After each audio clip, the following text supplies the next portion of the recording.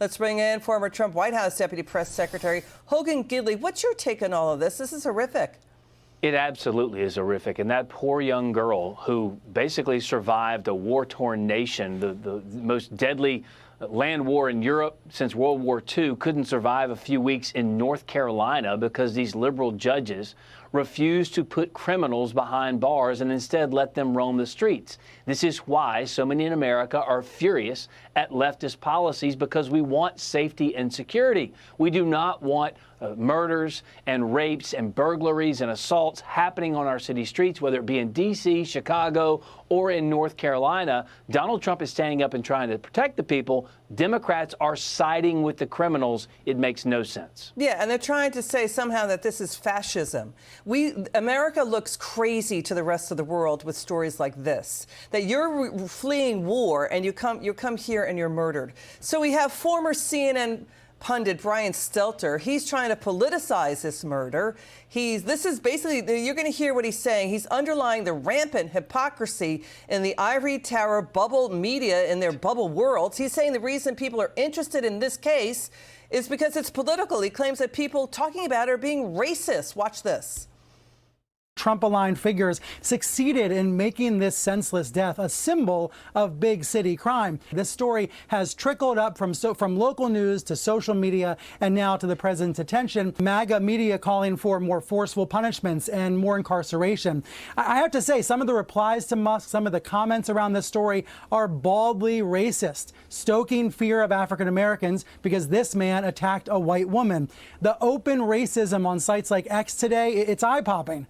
But there are also legitimate questions about this so-called career criminal. This is remarkably idiotic, breathtakingly absurd coverage. It's juvenile what he's saying. Your reaction, he says MAGA media. We should point out lawmakers and critics are saying the media like CNN, MSNBC, the New York Times, the Washington Post, they did not cover it. Democrats also staying silent on this. Of course, Brian Stelter, not a serious person, definitely not a journalist, of course, clearly biased as well. You see the New York Times covering all types of stories. If the races were reversed, thousands of stories about George Floyd, almost 6,000, in fact. Trayvon Martin, 1,200 stories. Daniel Penny got 100 stories. But this one, completely silent. None of the networks are covering it as well. Kudos to you, Liz, to taking on this difficult issue.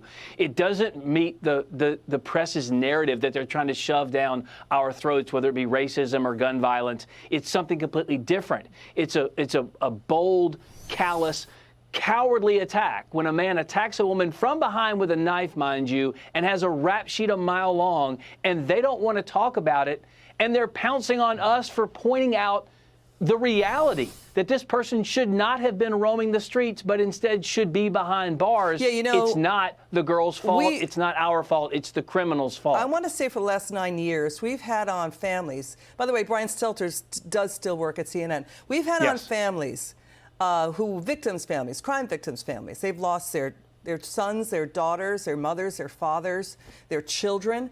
And they have repeatedly told us, Hogan, Democrats don't call them. Democrats don't talk to them.